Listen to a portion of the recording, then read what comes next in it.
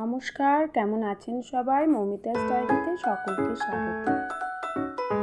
কাল বিকালে গিয়েছিলাম অনুকূল ঠাকুরের আশ্রমে। আমাদের এখানে রথতলাতে আছে অনুকূল ঠাকুরের আশ্রম, ওখানেই গেছিলাম। সবাই মিলেই গেছিলাম, আমার যা, আমি, আমার শাশুড়ি মা, আমার ছোটো মেয়ে, রায়ের ছেলে, সবাই মিলে।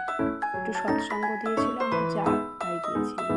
দেখুন মন্দিরটা কি সুন্দর, অনেকেই এসেছিলেন এখানে। একদম সন্ধ্যেবেলাতেই এখানে নাম গান হয় অনুকূল ঠাকুরের, তার সঙ্গে শনিবারে সৎসঙ্গ হয়।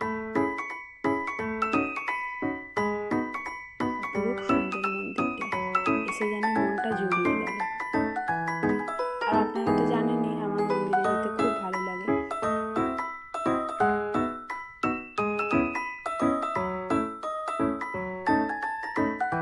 এই দেখুন মন্দিরটা এখন পাশে হচ্ছে, সামনে 23শে নভেম্বর উৎসব আছে, তাই প্যান্ডেল হচ্ছে।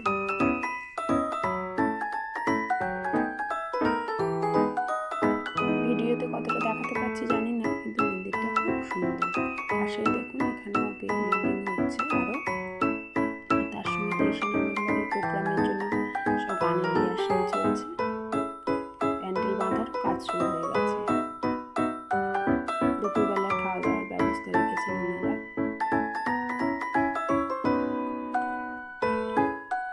বেরিয়ে পড়েছি, এখনই বাড়ি যাব না, এখানেই আমার জায়ের বাপের বাড়ি।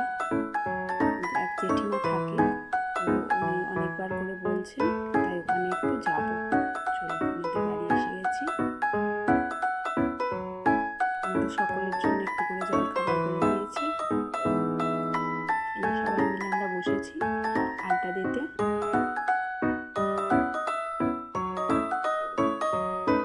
মাঝে মাঝে বাপের বাড়ির মানুষজনদের সঙ্গে দেখা হলে খুব ভালো লাগে।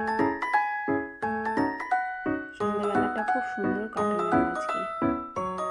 এক তো গুরুদেবের দর্শন পাওয়া, আর তার সাথে নিজের মানুষজনদের সঙ্গে একটু দেখা পাওয়া।